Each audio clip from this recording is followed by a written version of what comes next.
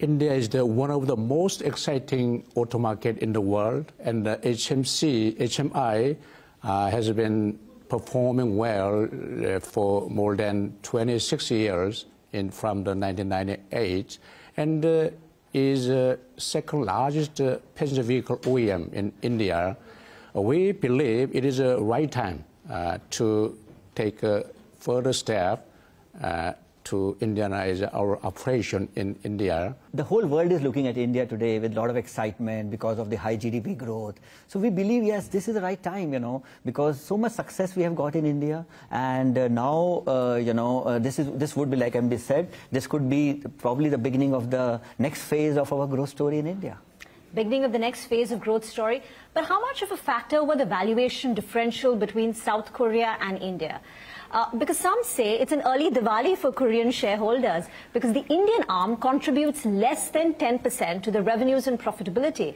Yet, once the Indian company is listed, it will enjoy a valuation which is about more than 40% of the South Korean market capitalization. So there is a big difference in valuation. So look, like MD said, we have been in India for 26 plus years and, a great success in India. And frankly speaking, this is a very good opportunity because now we want all the Indian investors, the global investors to be a part of the growth story.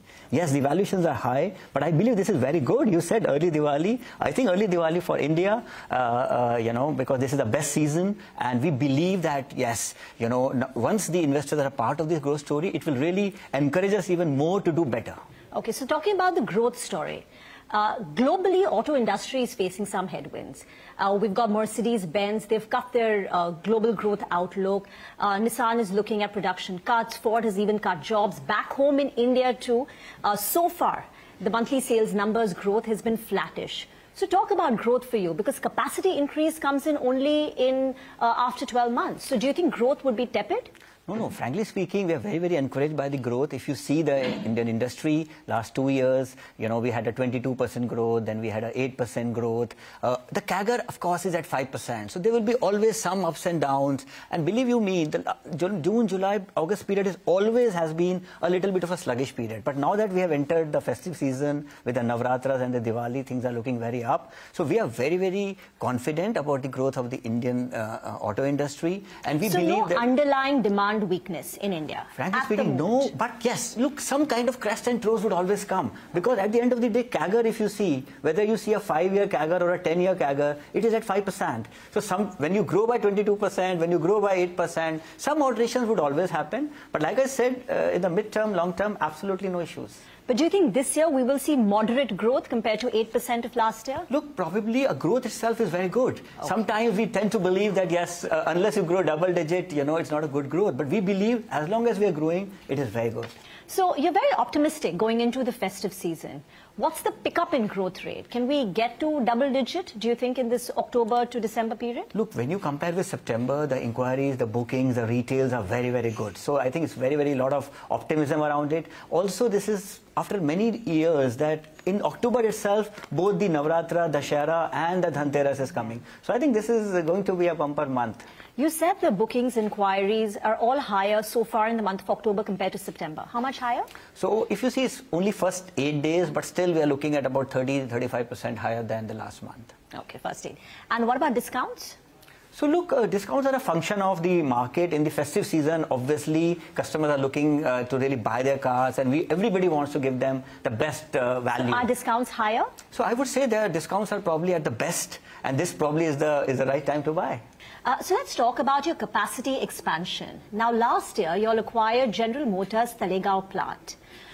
The first phase of your capacity expansion, which increases your capacity by 170,000 units, comes up only in H2 of FY26. And following that, in phase 2, the aggregate capacity goes up by 250,000 units. So a few questions. One, when will phase 2 be operational? So if you see the phase 1, like you said, currently we are at 824,000.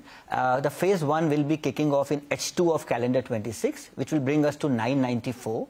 And phase 2, as of now, we believe by 2028, the balance 80,000 will come, which will take us to more than 1.07 million capacity by 2028. Okay. And what will be the total investment between phase 1 and phase 2 till 2028 that you've planned? We are investing the 6,000 crore in the Pune plant. And also we are investing more than 320 billion rupees for the next 10 years. Okay, so 6,000 crore for the Pune plant and 32,000 crore of an investment for the next 10 years. And how would this number of 32,000 crore compare versus the last 10 years? Are we seeing a pickup in investments in India? So far we have invested about 30,000 crores, close to 30,000 crores. So you can see that, yes, we are as bullish in the next 8 to 10 years as we have invested in the last 28 years in India. Yeah. Is it true the cost structure of the Talegaon plant is higher, because of which even the General Motors sale, the plant sale, took some time?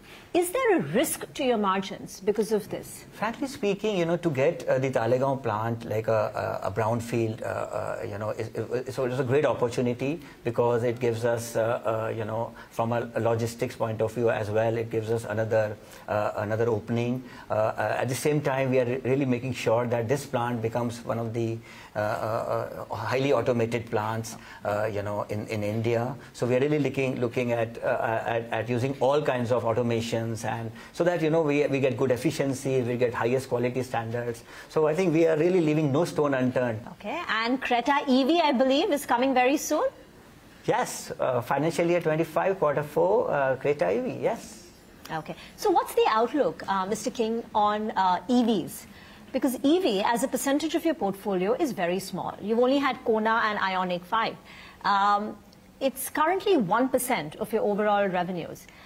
What would be the mix of EV in your portfolio, say by 2030? So we are planning to launch 4 EV models across the premium and the mass segment, including our Creta EV, Q4, and this financial year. Also, we are localized the EV supply chain, like the battery pack, driver train, and the battery cell, etc.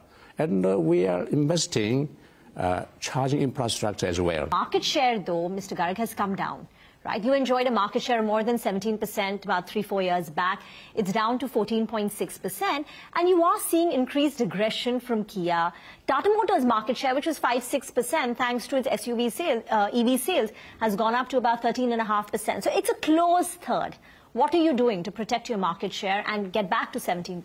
So, Reema, if you see, we have been in India for more than 26 years. And I think one reason for our success and continuous growth has been that we have believed in fundamentals. We have believed in really growing sustainably. We have believed in introducing new technologies, because we have a very strong parentage from HMC. We have access to all kinds of powertrains. And like I said, we have been trying to raise the benchmark in terms of technologies, whether it's connected cars, whether it's ADAS. Today, 8 out of our 13 models have ADAS, and a very high penetration as well. So we believe that market share is very important. Nobody wants to lose market share.